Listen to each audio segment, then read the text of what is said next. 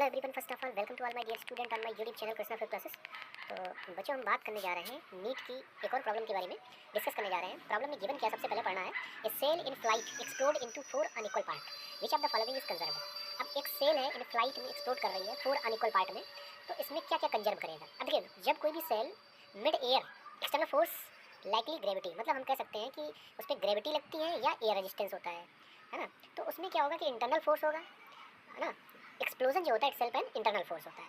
तो to determine what is conserve, अब इसमें सबसे पहले conservation of the momentum principle follow करेगा। तो कंजर्वेशन ऑफ द मोमेंटम में क्या होगा, shell was moving with some velocity before explosion, explosion an internal force होता है, तो total linear momentum of the system remains conserve रहेगा इस केस में। तो यहाँ पर हम ये कह सकते हैं कि वेक्टर जो this means that vector sum of the momenta of 4 fragment after explosion must equal to the momentum of the shell before explosion.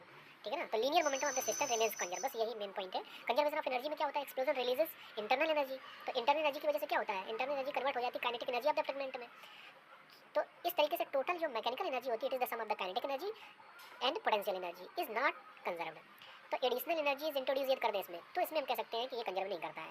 तो बेसिकली क्या होता है, total energy including chemical energy release in the explosion is conserve if we consider only external force. यदि external force consider करें तो total energy हमारी क्या होगी, कंजर्व करेगी। और यदि एक्सटर्नल फोर्स कंसीडर नहीं कर रहे हैं तो कंजर्व नहीं करेगी।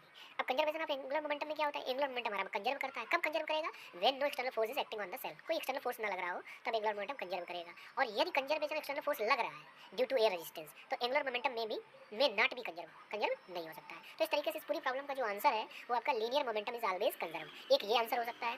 दूसरा आंसर क्या हो सकता है, टोटल एनर्जी इज कंजर्व, ये भी आंसर हो सकता है इंक्लूडिंग एक्सप्लोजन एनर्जी।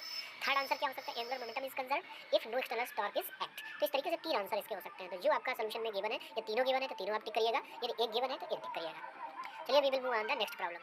कहते हैं lift of mass 1000 kg which is moving with acceleration of 1 meter per second square in upward direction.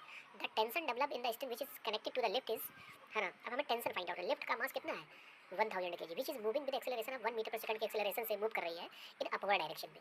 The tension, उसको टेंशन भी लग रहा है, developed string which is connected to lift.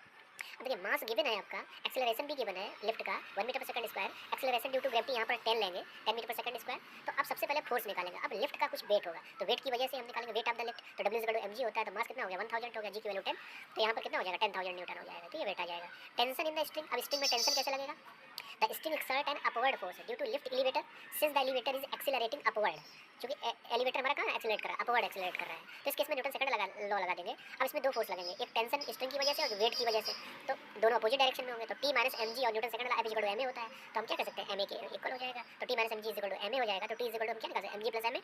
तो mg मतलब मास हो गया, मास की वैल्यू 1000